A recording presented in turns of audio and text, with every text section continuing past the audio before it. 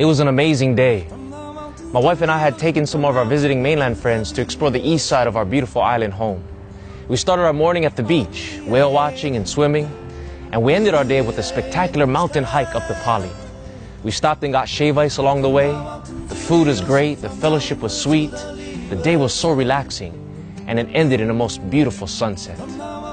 I went to bed tired and satisfied, looking forward to a good night's rest, excited for another adventure, this time on the west side. Nothing was out of the ordinary. I expected to wake up as usual to another beautiful Hawaiian day. I had no idea what was coming.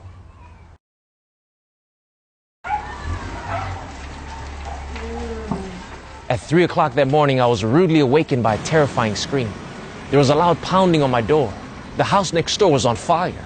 And when I rushed out of the house, I was brought face to face with a blazing inferno. It was already as high as our two-story home, and it began to reach over our walls. I did my best to protect our home, but my puny garden hose did absolutely nothing. It was good enough to water my mango tree, but it was powerless over this angry conflagration. 5 minutes later, and the fire had broken our windows and was spreading in our family home. The home that my beloved grandfather built from the foundation up with his own hands. Had we slept just 5 minutes longer, perhaps I wouldn't be here to tell the story. I didn't have any time to gather any of my possessions. I only had time to wake up my wife, throw on a shirt, and get out. And thank God we all got out. It was a crazy experience.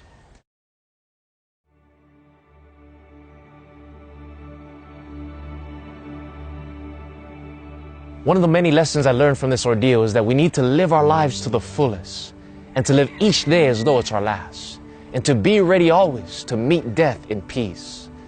I've also learned that time flies in a crisis hour.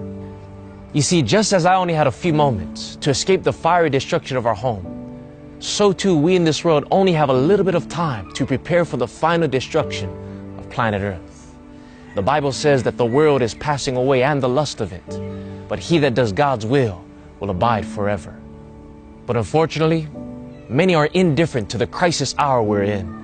Many are sleeping in carnal security, thinking that they're going to wake up to business as usual. Many are indifferent to the signs of alarm going off all around us. Economic instability, political corruption, moral decay, international unrest, terrorism, and natural disasters increasing in intensity and frequency. All of these are signs that the end is very near. And in these final moments of this earth's history, Jesus is pounding at the door of our hearts. He's trying to wake us up from spiritual sleepiness, and he's pleading with us to get ready for evacuation. You see, friends, we don't have time to be storing up our treasures in a world that will soon be destroyed. We don't have time to waste upon the trivial things of life, things that make no difference in light of eternity. Right now is evacuation time.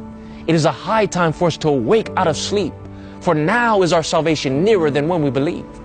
It is time for us to seek the Lord with all our hearts, time to pray like we've never prayed before, time to gather our loved ones at the altar of sacrifice, time to give our hearts to the only one that can save us when this whole world is on fire. You see, just as I only had time to wake up my wife, put on my shirt, and get out of the house, so too we only have time to gather our loved ones and put on the robe of Christ's righteousness and get ready to leave this world of sin. And so today I encourage you to use the last few precious moments in this world to do the most important things in life.